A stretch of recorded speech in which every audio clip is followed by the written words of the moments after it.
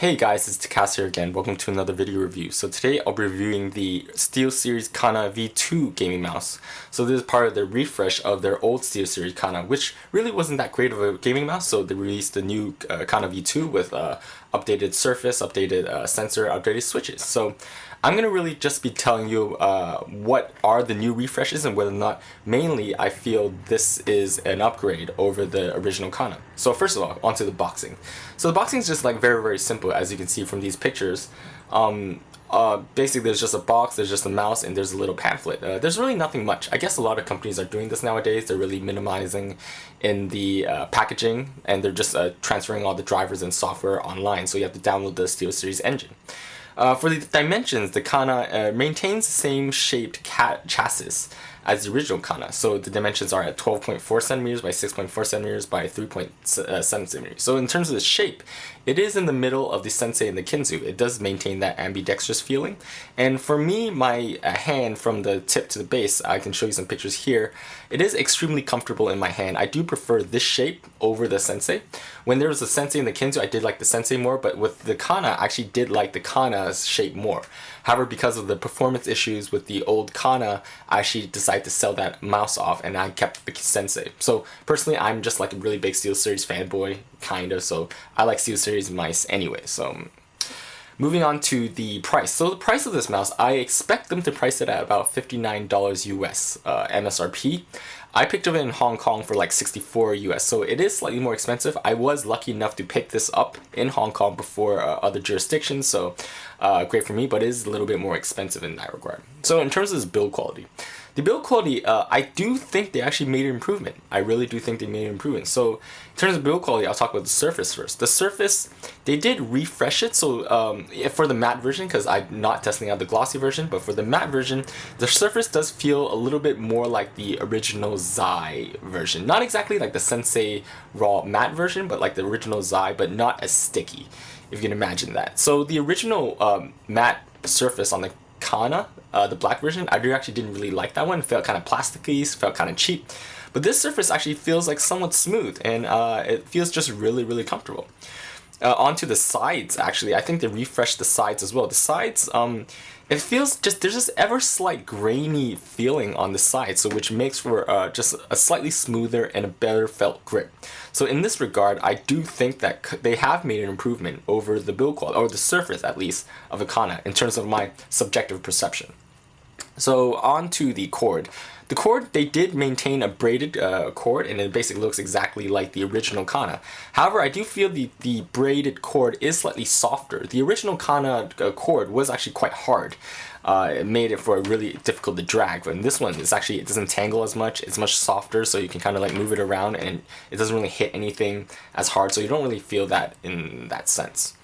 Moving on to the side buttons, it does again have one side button. I'm completely okay with this, and it does feel like the side buttons, in terms of its click and its build quality, it's basically it's just really good quality. Like very, if you can hear that, very crisp clicks. The surface of it, it's somewhat similar to the side surface here, so it's still somewhat smooth. When you press on it, you get like very tactile feedback. So that's really good. Moving on to the switches. So the switches is the one biggest improvement over the original Kana. So the original Kana used the TTC switches, which were white dot switches, were quite hard in regards. So when you click them, you can really feel that it's quite hard to click. However, it was still crisp. This one, it used the Omron D2 FC F7N switches rated at 5 million. So I didn't take apart this mouse and take some pictures, but this has been verified by some other reviewers over in China. And the Omron switches is just great. Like, I mean, they are just the way to go over Huano switches or TEC switches, because if you can hear, they are much lighter in this regard, and the tactile feedback is quite nice. So when you press on it, I'm sure if you've used Omron switches in most of the main mice, you probably know how it feels. So this is definitely a great upgrade over the original Kana. It is a deal breaker, really.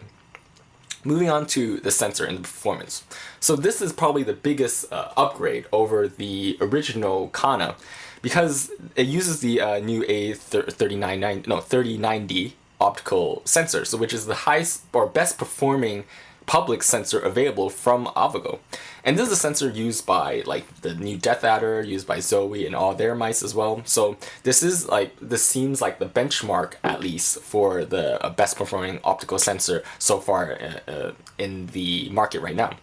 So it does come in steps of 400, 800, 1200, 1600, 2000, 2400, 3200, and 4000. So there's about 8 steps in this mouse, that you can use, which is absolutely awesome, because in the original Kana, I think you only had like 3 steps that you can choose from, so you couldn't really find like a good balance of where you wanted to go. However, with this mouse, you could choose.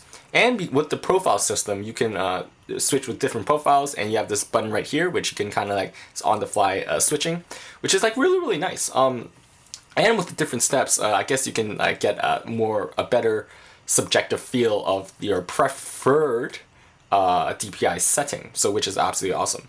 With the 3090, obviously it's the best performing sensor. I didn't experience any jitter. You can see from these speed tests as well. Like I can get up to about 3 meters per second of testing. There is no acceleration as well, so that's absolutely awesome.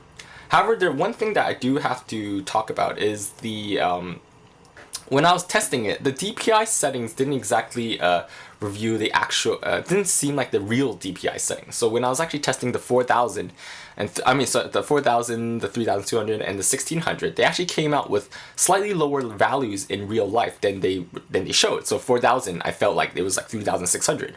For the 1600, I felt like it was 1400. So from the speed test, that's why you can see that my DPI settings are slightly off. So this is maybe, it's very, very subjective. You might have to test it for yourself to find out which DPI settings are right for you. But I feel like not every single 1600 DPI is really 1600 DPI between different mice. So you have to really test this for yourself.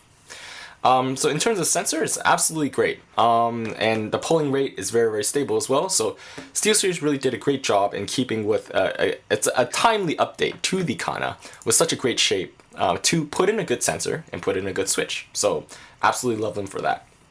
Moving on to the scroll wheel. So they didn't really make any changes to the scroll wheel. It's still the same old scroll wheel.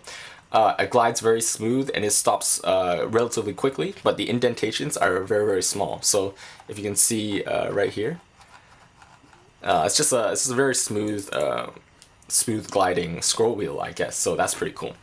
Another cool thing about the lighting is that you can actually change the intensity of the lighting. So they have like 4 different intensities you can choose from the lighting of the scroll wheel. You got high, medium, low, and none. So you can obviously have 2 profiles. I mean, not 2 profiles. You have 2 settings, and you press to click on the switch on the fly, and it changes either you can have a high intensity lighting or no intensity lighting. So that's actually quite cool. Finally, I think, what else? Oh yeah, the Teflon. The Teflon, in the old Kana, when they produced it, it was one of the crappiest plasticky Teflon that they produced. It wasn't even actually Teflon. It was actually UPE, urethra or whatever, however you pronounce it, and it didn't glide very well. So good thing they did actually use PTFE Teflon for their mouse feed as a base stock, which is absolutely, well, this is what they should do, really. This is really the standard. However, I think and overall, one last thing I have to say, I've said a lot of good things about it, the shape, the sensor, the switches. However, one bad thing is that the 3090 is a very strong sensor, so inherently it has a high liftoff distance. If you don't do anything with the custom lens like Zowie did with the FK or the AM, they lowered it to a very low liftoff distance. With the base mouse feed, it is a very extremely high liftoff, and it's extremely uncomfortable. So what I have to do is I have to attach 3 sets of 0.5 millimeter mouse feet to make it 1.5 millimeter mouse feet here, like on the bottom, on top of that, to reduce the lift on distance to get to like a comfortable level.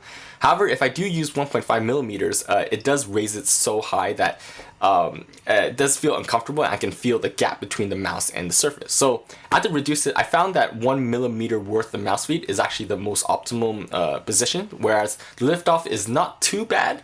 However, like I can't really feel, the mouse is still comfortable. I can't feel the gap between the mouse and the surface. So I think that's just the only downside, I think, to this mouse, other than nothing. I absolutely love, I think this is going to be my go-to mouse after the FK. I've been using the FK for the past 6 months, so I'm going to probably switch to this. Overall conclusion, you know, like I myself, I'm a gamer, and I buy mice to play games. I don't buy mice to test them and see whether like good or like their specs are good. I buy mice so that I can improve myself in gaming. So I use this mouse. I played a couple of games of Dota. I played Dota 2 myself mainly. And for MOBA gaming, RTS gaming, it was absolutely great. Like the sensor performance, I was using FK before. It had similar performance. It had there's no acceleration, so that was great for MOBA, obviously. And the light arm-on switch is really made for just a good clicking experience. Like I can use my skills and click the right heroes, and it was just really, really fun. Like it just made the gaming experience really nice compared to the old Kana. In conclusion, definitely a great upgrade. Absolutely great upgrade. If you like the Kana for its shape and you needed a mouse in between the Sensei and the Kinzu, this is absolutely the way to go. I think it's a timely upgrade, and I don't know why they came out with such a crappy Kana 1, to be honest. But the Kana V2 definitely lives up to its, I guess, rep, or I guess the hype, I guess. So I really like this mouse. I definitely recommend it. As one of my more favorite mice now after gaming with it for like a whole night. So thanks for watching, guys. I hope you guys enjoyed that video review. Sorry I haven't been doing any videos. Sorry, hopefully that was not too long. So hope you guys enjoyed that, and thanks for watching, guys.